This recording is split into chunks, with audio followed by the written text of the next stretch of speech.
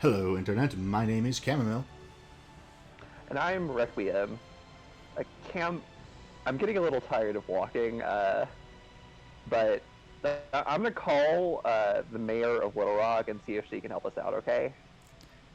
You just know the mayor of Little Rock? Well, I mean, I'm from Little Rock. Of course, I know the mayor of Little Rock. Is that how that works? Yeah, in Arkansas. I So mean, just hold on. Let me just. I've got her on my phone. Hold on. It's a voice message. I'll just leave her a voice message.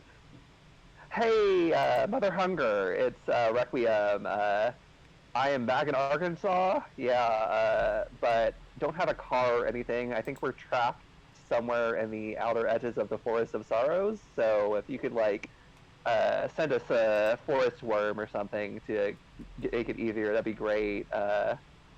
See you later. Bye. All right. I she'll probably send something. sorry, was her name Mother Hunger? Yeah. Is she a hag? Why would you assume that someone named Mother Hunger is a hag? Who else would be named Mother Hunger? I mean, she is a hag, but you shouldn't just assume that. Okay, and does she have any connection with Mother Sorrow? How dare you? You But yes, didn't yes, she actually. does. They're part of the coven. Okay, so I guess that's the kind. I mean, it's not even a road trip anymore. I guess that's the kind of hike we're going to have. That may as well happen.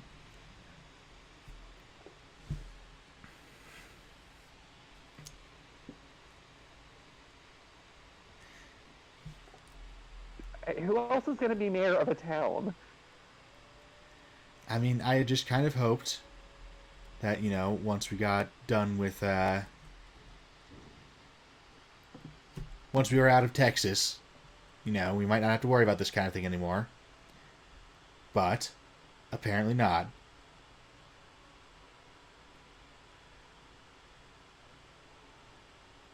It just.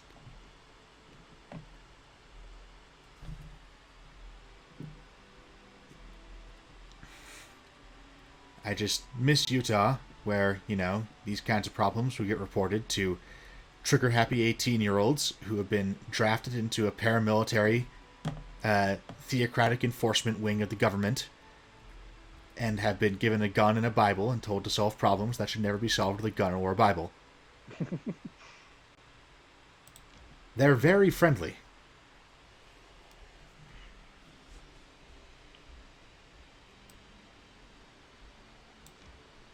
Are you telling me that in Utah the mayors aren't hags? That doesn't make No. any sense. Who in Utah would vote for a hag? Like, aren't they actively repelled by churches? You can't get elected mayor of anything in Utah if you don't go to church every Sunday.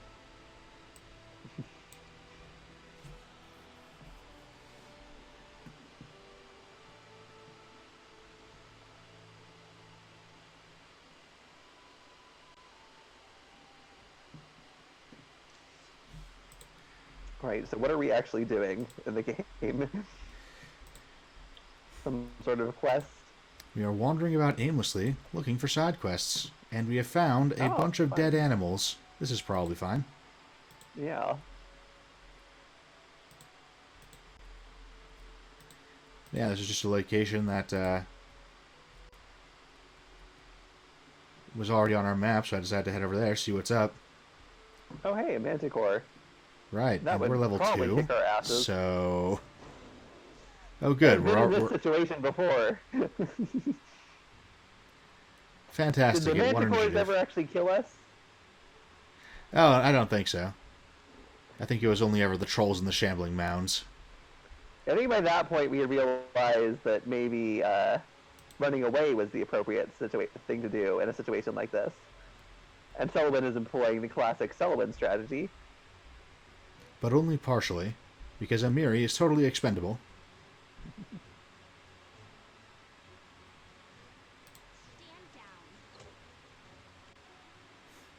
Makes me very sad that here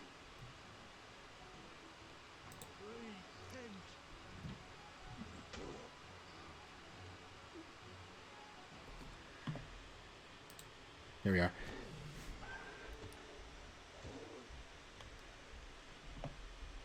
Does this thing have a health bar maybe or something? Like, am I damaging this? Yeah, okay, they have health bars up at the top. This is actually not going too bad. Oh yeah. And inspire courage is purely offensive, so for someone this late in the initiative, not very helpful. Roll better initiative, damn it.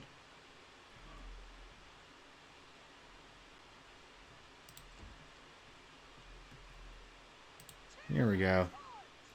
Here's the expendable beat stick I was trying to get things into from the start. We are on a low difficulty, so you know. And that does help.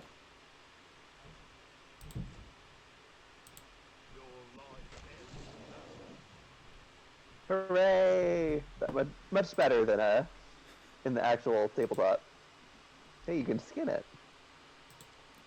In theory, but no one seems to have enough nature lore to do it in practice. Aww. I found it a little bit weird that knowledge, nature, and survival were separate skills. Like, I can kind of get it, but also always ends up feeling a little weird. Yeah, I mean, it makes sense, strictly speaking. Like, there's knowing how to do a thing, and then, you know, there's knowing the theory of how the ecosystem works. And you can certainly imagine a character, you know, one character who has a lot of very practical knowledge of how to actually survive in the wilderness, and another character who is book smart as to why things are that way. But it does still feel like it's probably skill bloat, you know, it's pretty rare you want that divide. Yeah, and it really just ends up with weird situations, like your wizard ends up having the highest knowledge of nature. Yeah. Especially It happens because a lot with the knowledges, like, yeah, doesn't wizard have every knowledge as a class skill? I forget, but yes. yeah. Yes, and they're all keyed to intelligence. Right. Which means that if you pop a single point into every knowledge, then you are pretty decent at knowledge skills, which, you know, that's a pretty decent strategy to take, so a lot of wizards take it.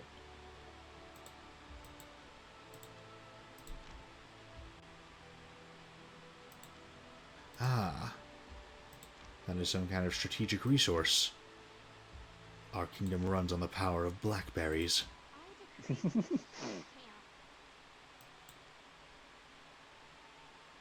That's the fatigue thing, Right.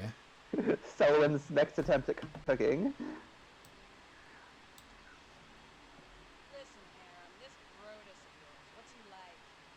Some disgusting, slimy monster sitting in a cave, waiting for all of us to die. That sounds like a Conan reference. I don't think it's a specific Conan reference, but it does sound vaguely Conan-y. At least like that swords and sorcery era fantasy. Because that's sounds a little like Yig. Like, I think Yig shows up in both Conan and Lovecraft, right? I forget if by name, but I think so, yes. Anyway, Conan and Lovecraft are definitely in continuity with each other, more or less. You know, to the extent that Lovecraft has any continuity in the first place. So what happened when Howard met Lovecraft in real life? That's an interesting story. I don't actually know the story. Do you? I thought, or maybe they just communicated by letters. Like, you told me this story. Oh, about how Howard The mellowed out? racism. Yeah? Yeah. I thought you meant you were talking about like the story of specifically how they first met, and I don't know what that is, but there is, according to internet lore, and we'll never know the exact state of Howard's mind for sure. But well, let's start with what we do know for sure. Robert E. Howard was at one point quite racist, and then I don't want to overstate how he did not have a road to Damascus moment or anything. He did not turn around and become the most anti-racist person ever, but by the time he was writing Conan, he was considerably less he had mellowed out a lot. Is that he had decided that black people are all right, and as with most real world things, there are a number of reasons why this probably happened. But the funniest one is that he met H.P. Lovecraft, and apparently he kind of realized oh wow, is that what that sounds like? Maybe I should back off on that a little bit.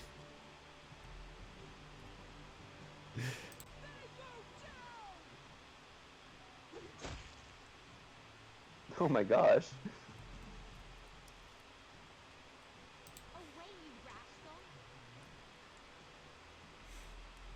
I do have to say this Yeah, game Lovecraft. is quite good at bringing the Pathfinder combat system to life.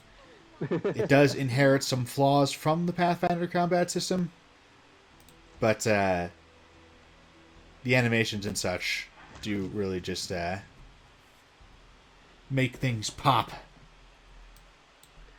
Yeah, you get the thing where trying to directly translate a tabletop game into a video game is probably not the best idea. There are different needs for a tabletop game, because we don't have to do the math at any point in a video game where you tabletop game, you got to have math that people can do pretty easily and quickly. You've got to take into account the fact that each player has a limited amount of time that they're playing, so you can't have a turn take too long.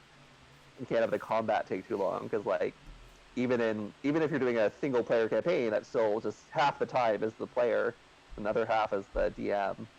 Right. And yeah, that's in a solo campaign, which is the best case scenario for that kind of thing.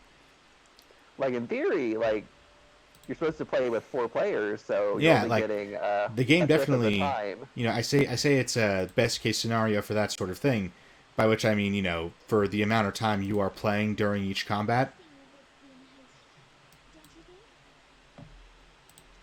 And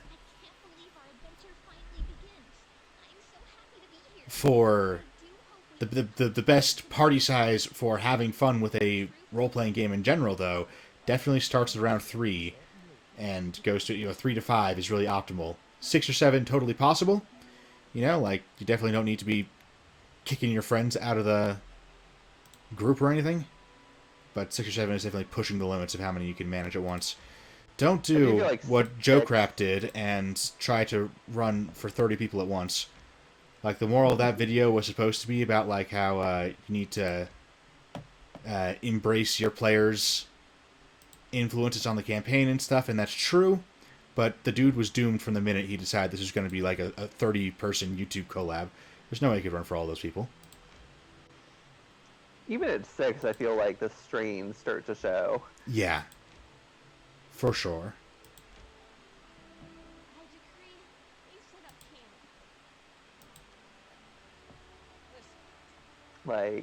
With the actual Kingmaker we played, we had a pretty varied amount of players for various reasons. At 3, it's yeah, we could have added it more, but 6, it was the strain. You could feel the strain. And it didn't help that with the 6, there were 2 players in there who did not mesh well at all with the rest. Oh, hey. Someone's getting better at cooking. Yeah, she's figuring this out. You can't just sing at it. That's not how cooking works. Oh, is Solomon having a dream? Shrike River.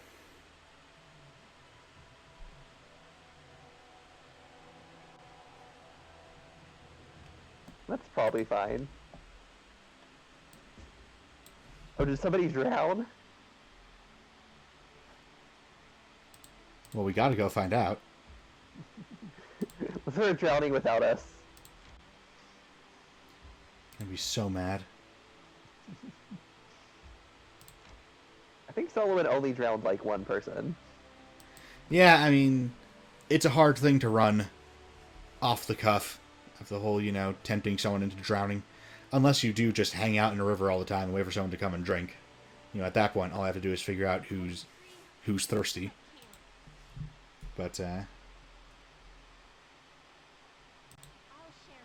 That's another thing that is a topic of discussion.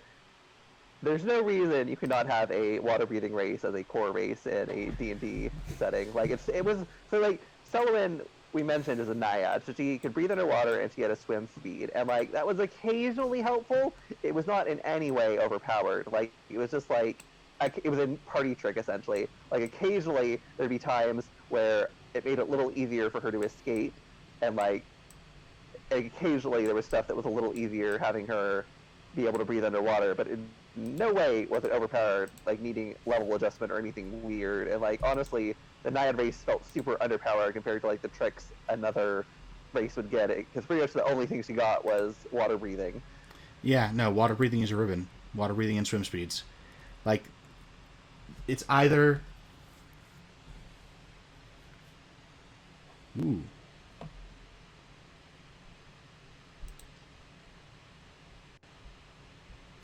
But yeah, water breathing is either a prerequisite for the campaign. We are doing an underwater concept campaign, so everyone has to have water breathing. In which case, it should be cheap and easily available because it's a prerequisite. Or water breathing, we're doing an on land campaign. We will occasionally interact with bodies of water, but very rarely. So water breathing is almost useless. It rarely comes up, and is basically a fun little trick whenever it does.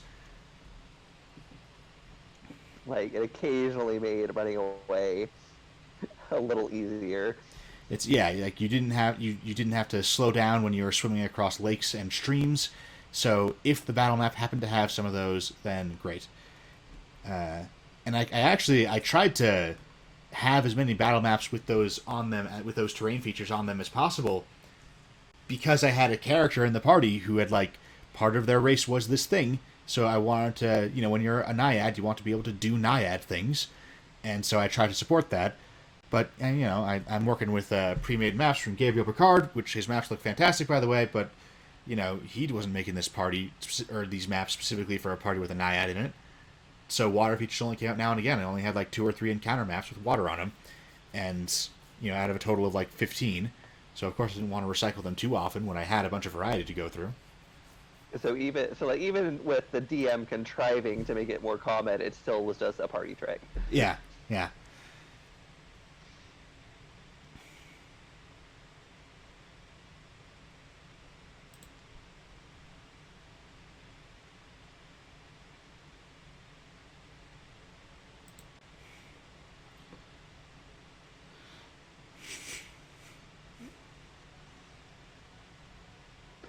I guess as long as we're on the topic, we might talk about the standard D&D player races. The pre-5e ones, I think 5e's added some, but like... so what do we think of that group? The elf, human, dwarf, half-elf, half-orc, gnome, halfling. You think that's a good variety? I have only one main objection, which is that half elf and half orc should not be a thing. If you're a half elf, you should be told to just take either elf or human, depending on which side you take after more. That's a perfectly good backstory, but it is not really a because then you immediately get into like, okay, well, what about a half gnome, half dwarf? What about a half halfling, half human? What about a half elf, half halfling? A quarterling. Yeah, like I believe a quarterling is the correct term. Right. And yeah, it's so you either go whole hog and have a race hybridization system, have a lore where all the different races are already like half crossbreeds of each other, like like a gnome is a half halfling, half dwarf or something. Or, and this is the easiest fix for D&D, cut the half-elf, replace the half-orc with just a full-blooded orc. use the same half-orc stats, but just make him a full-blooded orc. Because anyone who's playing a half-orc, what they want is they want to play an orc. And Warcraft 3 was 18 years ago. That was like a totally normal thing a long time ago. So there's absolutely no reason to be holding out on it. Yeah, there are some like half race concepts that I think want to be a thing, but you should never do it as a way to like don't do the weak T version. Like nobody really wants to be the half orc. People want to be the full orc. But then you get like I think like a tiefling. That's something people legitimately want. Yeah, tieflings and dampiers and other things where it's like, oh, even ASMR. It's like, yeah, part of my heritage is something really incredible and fantastical, and so, there's a dark shadow over your life, or you have a huge boots to fill, stuff like that. Now, listeners, if you're making a D&D setting and you don't want to use terms that are, owned by Wizards of the Coast, Tiefling and ASMR, there are actually public domain terms for child of a demon and a human and child of an angel and a human. Those are Cambion and Nephilim. Right.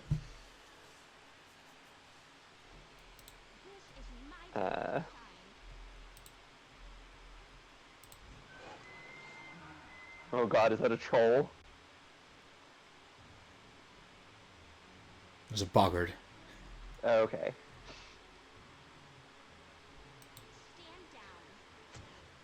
Now, personally, I don't like the. I don't think the setup that of the standard D&D races is really great. I think they step on each other's toes a lot. Gnomes and elves both kind of want the nature thing. Dwarves and gnomes kind of both want the technology thing. And gnomes and halflings and dwarves all kind of want the short race thing. There are very obvious niches like aquatic race that aren't filled. There's definitely room for expansion, and on the one hand, I agree that gnomes don't have much of an identity, and that is a problem. But I don't want to cut them because they've been in the game for a long time, and a lot of people are attached to them. And it's not like it's hard to add one more race, right? It's not like the gnome race is consuming a whole lot of your design space, right? If you're doing first party, like if you've suddenly gotten control of the D&D brand, I think you have to. But if you were doing your own setting, I think you're going to want to cut some races. Personally, the first race I would cut would be the halfling because it's Tolkien, like, and it's just there's no point, like, it's a thing from Tolkien. The only referent is Tolkien. They don't really add anything. Gnomes, because the standard D&D gnomes don't really have any sort of distinct identity. You kind of need to figure out, are they David the gnome, are they forest gnomes, or are they tinker gnomes? You got to do one of those. That's what people want out of gnomes, whereas standard D&D gnomes, and Pathfinder is really bad about this, do not have any sort of coherent identity. Like, Lindsay's clearly not a forest gnome. She's also clearly not a tinker gnome. She's just some sort of weird bard thing, which is not what people think of when they think of gnomes.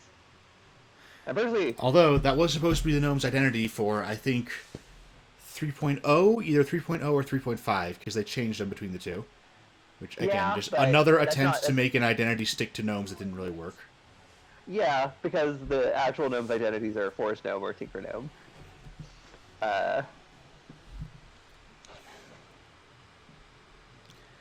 Yeah, I would also, disagree, though, that doing third-party content, doing third-party settings, you don't need to worry about the gnome. If you're doing anything for D&D, including third-party content for it, then you should have space for gnomes in the setting. Gnomes are often left out of settings. Anyways. Yeah, sorry, that was halfling. Gnome was different.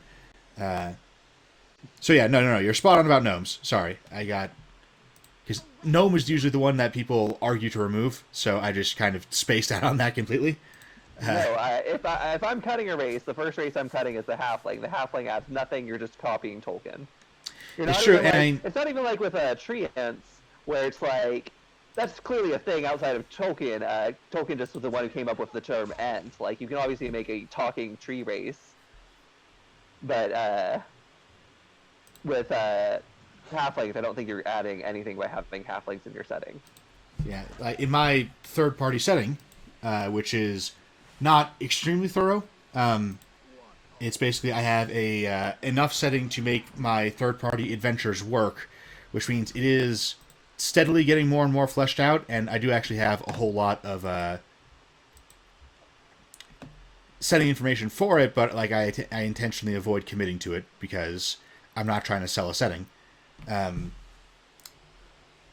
I have halflings in it. I have gnomes. I have all the races because I want players to have the option to be from that setting if they want. To be from the described parts of the setting. With that said, it's definitely true that the halflings almost always, in this setting certainly, and in almost every other homebrew setting I've made for a home campaign, halflings are usually just part of the human society. Uh,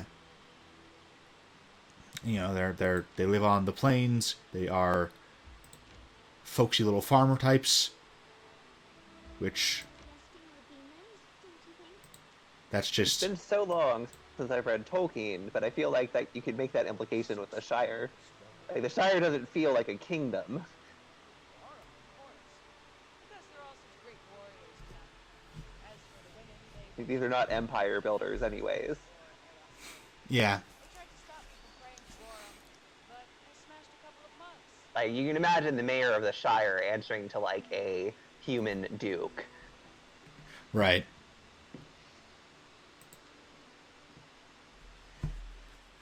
I also like to But throw ogres and humans together, which is often catches people by surprise, which is like why I do it. oh hey, a hunting ground. Fantastic. Let's hunt something. Uh, Now the second thing is adding races, and on this point, Pathfinder ended up adding a ton of races. It's a kitchen sink fantasy setting that is in denial about being a kitchen sink fantasy setting. When you're adding races, I think part of what you want to do is you should be trying to push the mechanical boundaries of what a race can give you. Like, you should not just be Absolutely. doing rubber forehead aliens, which is what Pathfinder ended up doing for most of its races. Like, go- goblins, like all adding goblins is okay. They're small, which has already been done several times, and they have some slightly different stat bonuses, and also they're.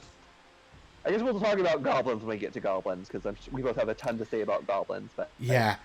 Like, I will say that in general, adding a goblin race is a good idea because people want to play goblins. But the Pathfinder goblins are such a train wreck that that doesn't really apply to them specifically. we'll get to it. We'll get Yeah, to it. yeah, yeah. But for the don't do. I think like the rubber forehead aliens. Like you want to be pushing the mechanical boundaries. So like one obvious way to go is, and we talked about this earlier, is having a race that can breathe water, and that could be a mermaid or a naiad or a boggard. But you also want to try to have a race that is large. You want to try to have a race that can fly. You want to try to have Yeah. a race that is really small. Like I feel like gnomes are too big. They should not come up to my knee.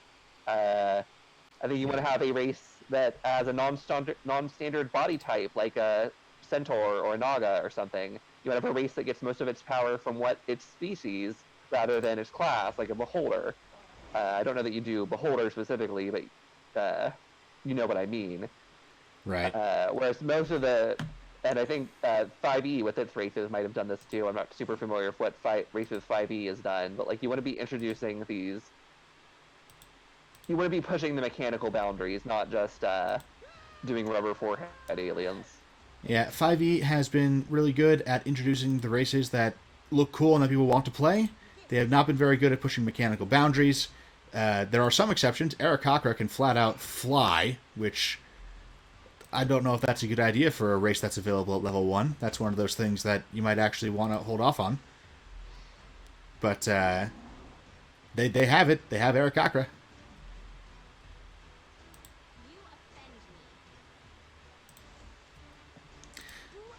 I think they do have a water-breathing race. I'm pretty sure Tritons are official, although I can't remember what book they're from. So yeah, 5e has been a lot better about that than Pathfinder, which is weird because ordinarily Pathfinder is the king of a million fiddly options, which may or may not be balanced, and 5e is, sort of more the king of this is simple enough that you have to try real hard to fuck it up. Like 5e is great for new players because it still delivers a good D&D experience, right? You don't feel like you're missing out on a ton of stuff when you play 5e. You might notice some gaps if you're used to other more complex games, and if that complexity is a major draw for you. But if it's your first D&D, you aren't going to notice anything missing, right? You're going to have all your elves and your dwarves, and you're going to have your weirder tiefling and dragonborn, and if you've got the expansion books, you're also going to have bugbears and tritons and tabaxi and stuff. So, the options for what you can make don't feel very constrained as a brand new player. And yeah, like you tend to notice the limitations of 5e as a new player until you've already played several campaigns with it, and you're kind of noticing that regardless of what feats you take, or even in some cases what subclass you take, every class feels pretty similar. Every character made with the same class, that is, feels pretty similar. So yeah, 5e is very good at that. Pathfinder, the difference between 5e and Pathfinder is usually that with 5e, you have all of these awesome little fantasy building blocks, and then you figure out, okay, what character can I build out of these? Whereas with Pathfinder, it's more like, what character do I want to build? And then you go fishing around for the building blocks to make it happen. They might not be balanced, but they'll be in there somewhere. And that is weirdly reversed for races, though, which is that 5e has a much broader number of races, whereas Pathfinder has a bunch of races, but they are all rubber forehead aliens. Virtually all of them may as well not exist. Especially, they have a lot of half-assed races.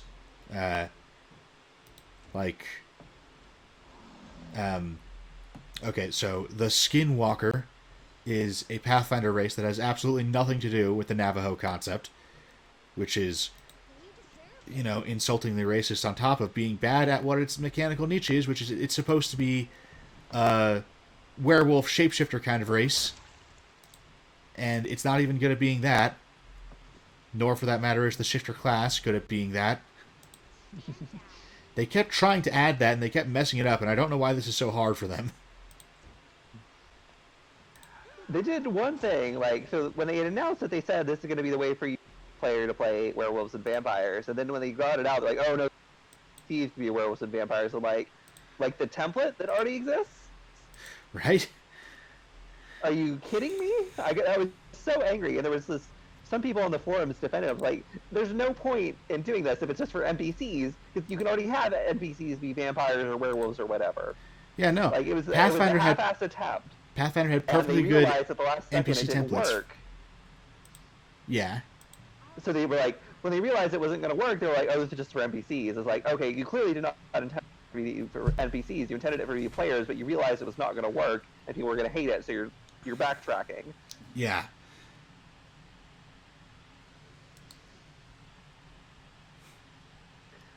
That gets into, there's another thing that Pathfinder does that is annoying, where they make really annoying piddly changes to the core races to try to make them more unique, but they're really forgettable or alienating.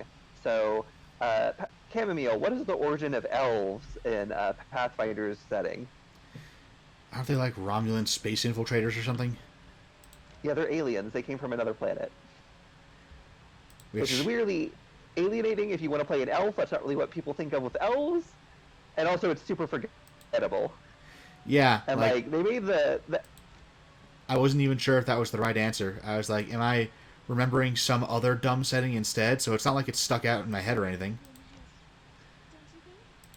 And like they made the Elf Kingdom Kyonin is a very bog standard Elf Kingdom, except they made it not isolationist, but it's otherwise so forgettable that all of their freelance writers would forget that and write it as isolationist, so they had to just make it isolationist because it's a generic Elf Kingdom. You can't just chain this one minor trait and expect people to remember that one thing is different. Gnomes have this. So gnomes are in the setting are Fae, but we've mentioned briefly that Fae and Galarian don't really have any unifying themes. So saying gnomes are Fae doesn't mean anything. Like, if I said to you, okay, gnomes in my setting are Fae, what do you think that means about the gnomes in my setting, Camille? I mean, if I were taking a guess based off of like standard D&D tropes, then I would assume it means that they are significantly more alien than normal humanoid races, that they are strongly connected to nature and are probably in some way opposed to or even repelled by civilization. That general vibe. But, I mean, if you told me that in Pathfinder, then that would give me no information at all. I don't have a goddamn clue what Pathfinder Fae are. So Despite using them regularly, by the way. Like, I use their stat blocks all the time, but at no point has that translated me into me bothering to learn and remember their lore, because their lore is just... not interesting. Yeah, I mean, it's just their lore is that they aren't something. They aren't nature spirits. Like, okay, I guess.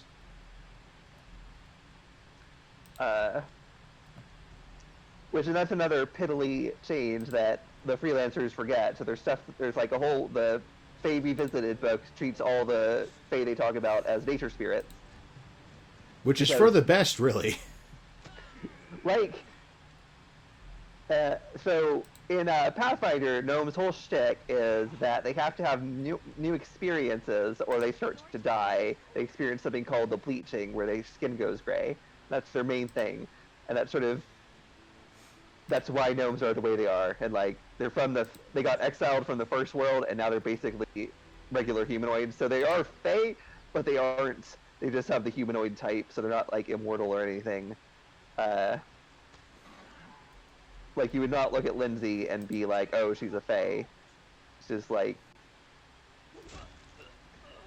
Yeah, no, I mean, but she just apparently seems she like... needs to have a bunch of new experiences or she's going to start to die. Like, it doesn't seem to be a very driving force in her life. Pathfinder dwarves, admittedly, are just bog standard fantasy dwarves.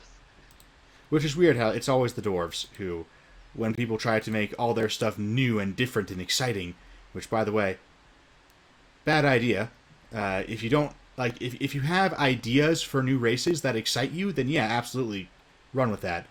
But if you are only excited by the idea of being different and then you sit down to think of what your different races are going to be, then you fucked up. Just go with the box standard. But when people do that, though, it is notable that dwarves are the one they always leave alone. Like, oh yeah, dwarves are just always dwarves. That's... Which is funny, because there is a very obvious way to take dwarves in a different direction, which is to make them sort of much more sinister, make them much more like they are in the Norse mythology, where they are the Svart elves. In the term dwarf and Svart elf are used kind of interchangeably in a lot of the Norse mythology. So you make them kind of like sinister, and they live underground, and they have weird skin colors, and like maybe their feet are backwards. They practice dark magic. They make deals with surface dwellers. So there's a very obvious way to go with dwarves that is not just, the sort of honor-bound warrior that every Tolkien-esque warrior that every setting does. But nobody has ever done this.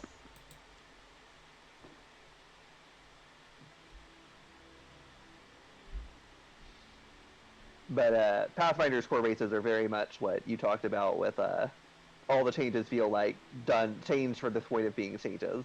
Not Right. because, oh, I have this cool idea. It's like, oh, we need some random twist. And most of the twists are either forgettable or alienating. Like, I don't want to be alien elves, I just want to be an elf. That's not an interesting take on the elf. And this comes up a lot in Pathfinder, where they've got these weird alienating twists.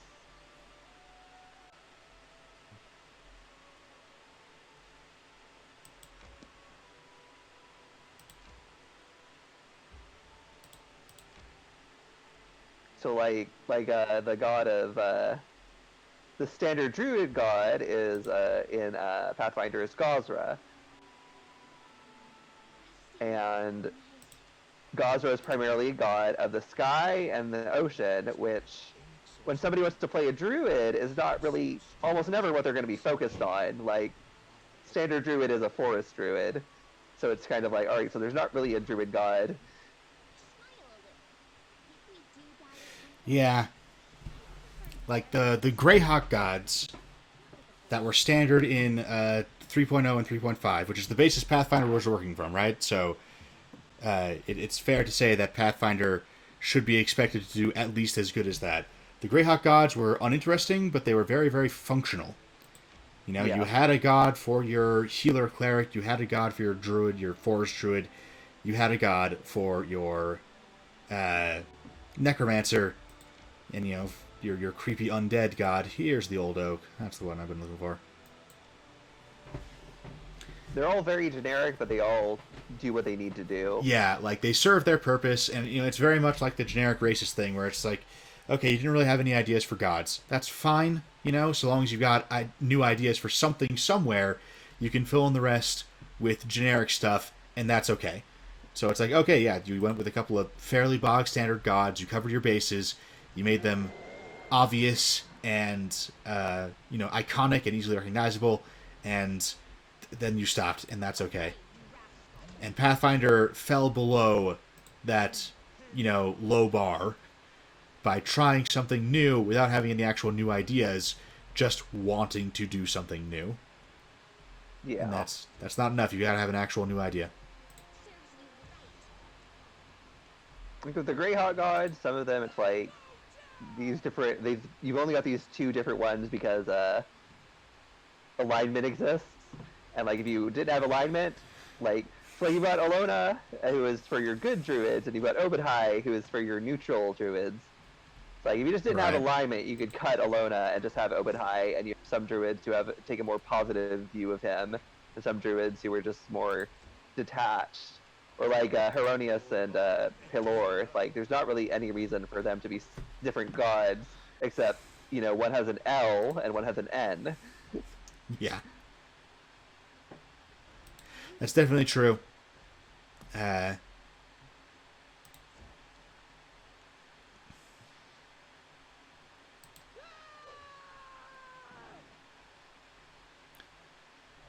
Like, I think are Vecna and who's the generic death god in Greyhawk? Nerul. Nerul. Are they the same alignment? I'm actually not sure. I think those are both really cool gods, but I don't care about their alignments at all. I do think, like, you know, the god of secrets and scheming and the god of undeath are distinct enough concepts that, regardless of alignment, they're both good additions to the setting. Yeah, though Vecna does have he's also a lich, so that kind It's of true. So, like definitely that's not ideal. I would have Vecna be less undead themed in order to draw emphasis to the, you know, god of secrets and scheming aspect. But they have their but yeah. they have their neutral thief god, whose name I don't even remember, who I don't think is very interesting. So I think what you would do, you get rid of alignment, you cut the neutral thief god who isn't even interesting, you just make Vecna the generic thief god. He's the god of secrets and scheming. I think that And he could has work. to be worshipped in secret, which is what Lies of Loch Lamora does with their thief god. They're supposed to, in the standard pantheon, there's 12 gods, but only the thieves know about the 13th god, who is the god of thieves, and I don't think has a name. Like that could work, although my main concern there would be that being the thief god might overwhelm Vecna's concept. Because, as it is, he is a god of, like, plots and schemes and such, which is by no means exclusive to being a thief god, but it is a more nuanced, different thing. He's one of the best gods that Greyhawk has, and I would hate to see him be reduced to a generic thief god.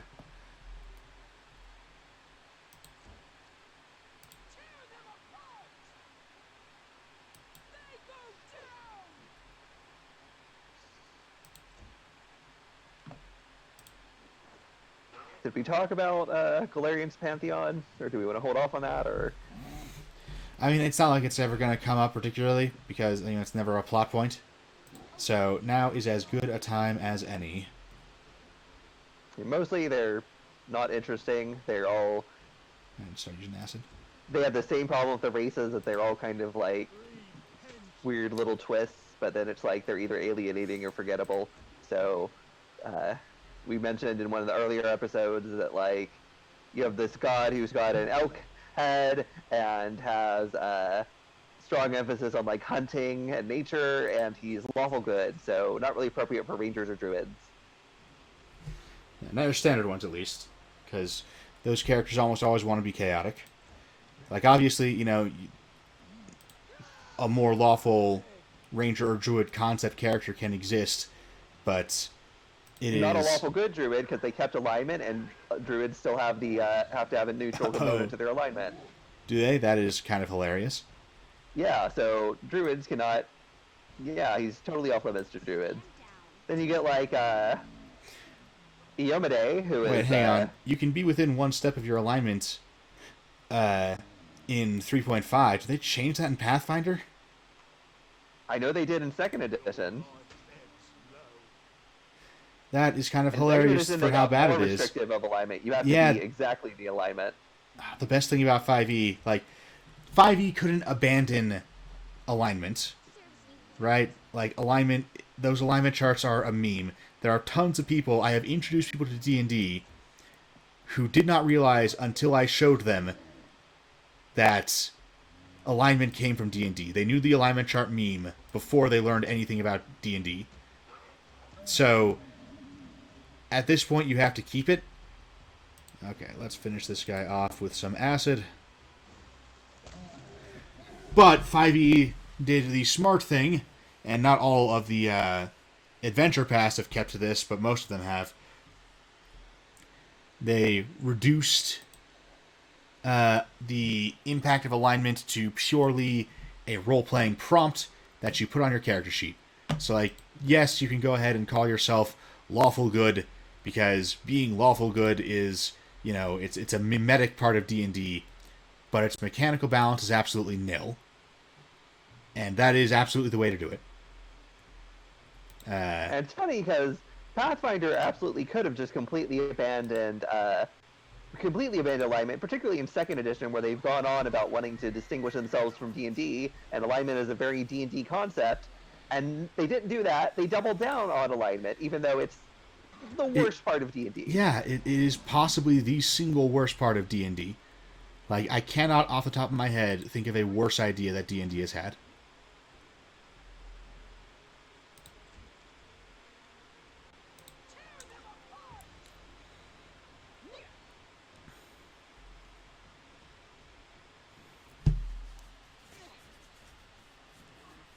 So we talked about Gazra, we've talked about how all of the evil, all the non-good goddesses have some weird sex aspect, like Callistria is the goddess of revenge and lust, and then Lamashtu has her whole pregnancy thing, or Gathoa is, like, associated with sensuality and is a half-naked lady and half-skeleton. Yeah, that one is particularly bizarre. Like, on the one hand, I am a big fan of the whole Silent Hill juxtaposition of sex and death thing, but... That's your inner Fordian.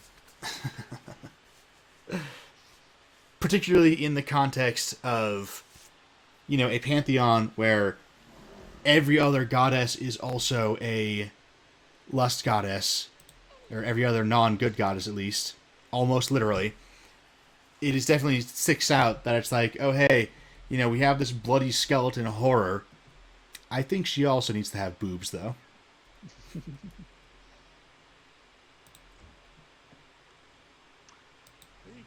as dust.